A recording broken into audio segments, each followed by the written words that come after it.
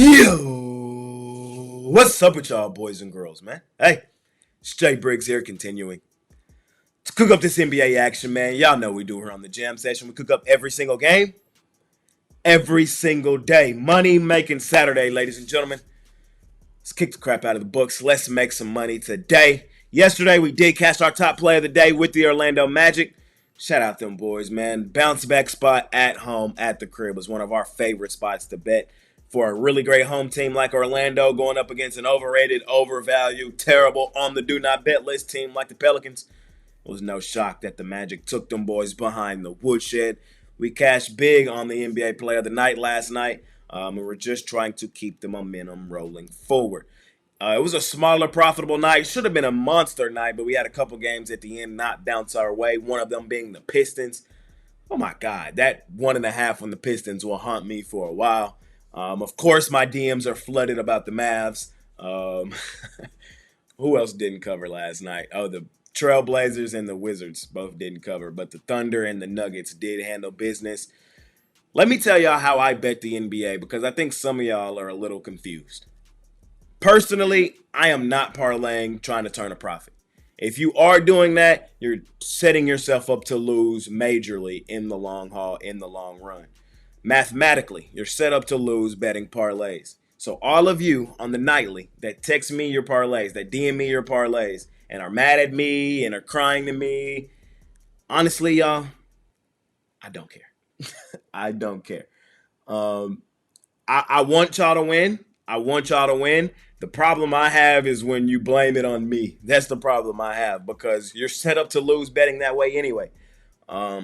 What I need to do a better job of and more of here on this Jam Session is teaching you guys how to bet. I know here on the Jam Session every day I tell you what to bet, but I need to start teaching you how to bet. I'm a professional. I have no other job. My job specifically is betting hoops, and really all sports, but mainly hoops. I straight bet on the daily. I'll load up one single game, which usually on the nightly is the Jam Session play of the night. Of course, I sprinkle on everything else. I put money on everything else. And of course, I'm not better than anybody else. I do parlay as well. But that's not to turn a profit. What we're here to do is beat the books on a consistent basis. Turn a profit over a week. Turn a profit over a month. Turn a profit over a season. Turn a profit over a year. And doing that in parlays is never going to happen unless you hit one monster one that just propels you for the rest of the year. Outside of that, fam, you need to start trying to single bet basketball games. If you only got $100 tonight, put that $100 on one game. Don't try to parlay it and then turn around and get mad at me because the parlay didn't hit, is all I'm saying. Just, you have to understand what you're doing here. Parlaying, you're set up to lose. Here on the Jam Session, I'm giving you the keys on which teams should win tonight. And I honestly believe on a night-to-night basis, there's not, during an entire season, I feel like the good days here on the Jam Session far outweigh the bad days. So start trying to straight bet your way through. A lot of y'all. I know a lot of y'all already know how to bet. I already know that. But I have a lot of new viewers, and I have to try to help them become better bettors. And quite honestly, I'm just tired of crying and whining in my DM. So just calling a spade, man. Just letting y'all know what it is and what it ain't. Straight bet your way through, and that's how you consistently beat the books and turn a profit over a period of time. And that's how you become a professional bettor, and that's how you can start earning a living betting sports, and that's how you can also, start to make shit jump drastically. Just letting y'all know, man. Money making Saturday, though. Now that we got that out the way, we got a small card today, just 4 games on the card.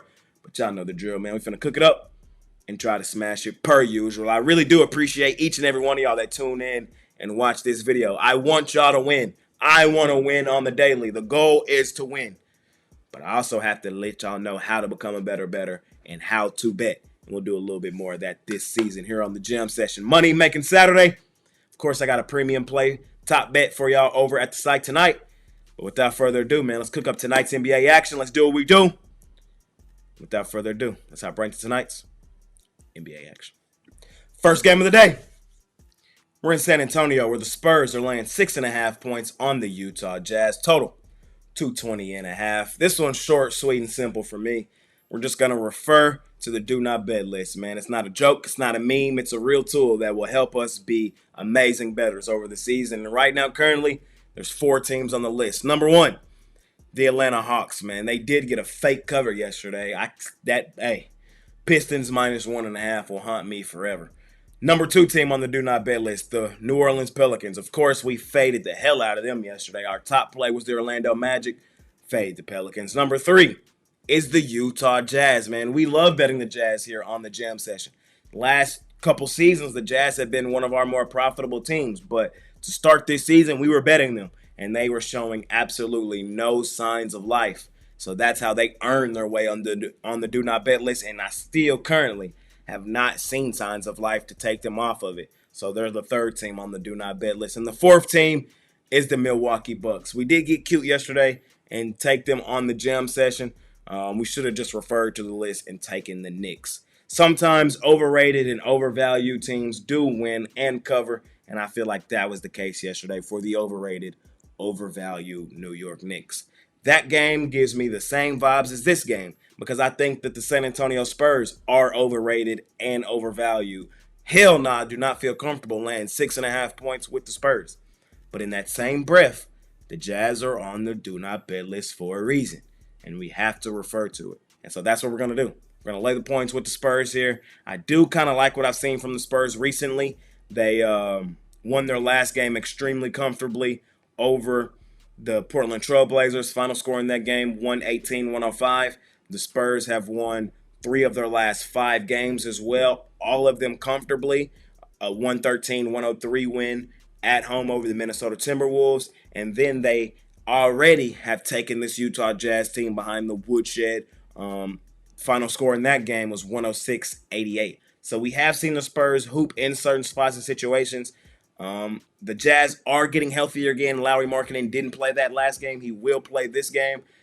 I still don't think that's enough of a needle mover for me. Until the Jazz show me signs of life, until the Jazz show me that we can trust them, they're on the Do Not Bet list, and we intend to fade them. So, can't believe I'm saying this, but I'll lay the points here with the overrated, overvalued San Antonio Spurs. Let's keep it rolling. Next game up, we're in Atlanta, where the Hawks are 2.5-point home favorites over your Chicago Bulls, man. Total 237.5. Look, this one here, short, sweet, simple as well. We're fading Atlanta. They're the number 1 team on the Do Not Bet list for good reason. Now, in this game, they're on the back end of a back-to-back with travel, with the rest disadvantage. We're fading them. I know they covered yesterday. That 1.5 with the Pistons will haunt me forever. But this team is still terrible, and fading them is the right place to be. Right now, this season, they're 3-7 against the number. They should be 2-8. They were the worst ATS team last year. Let me just get y'all the numbers because I know some of y'all be wanting to know them. A season ago, the Atlanta Hawks were the worst ATS team in basketball. They were 29-54 against the number. Also, last season, with the rest disadvantage, which is what they are in today. They played yesterday. The Bulls did not. They were 6-15 against the number. We're fading the Hawks. It's short, sweet, and simple. Give me the Bulls. I like them outright money line. I like them plus the points. I may even think about laying points with Chicago, even though they're a dog, but laying points with Chicago and trying to attack huge plus money prices today. It's just a play on the spot, play on the situation. Have to fade bad ATS teams when they're in bad situations. And that's exactly what the Hawks are in today. On a back end of a back-to-back following a loss with the rest disadvantage. I'm on Chicago. Outright money line. Hearing this. Let's keep it rolling. Next game up.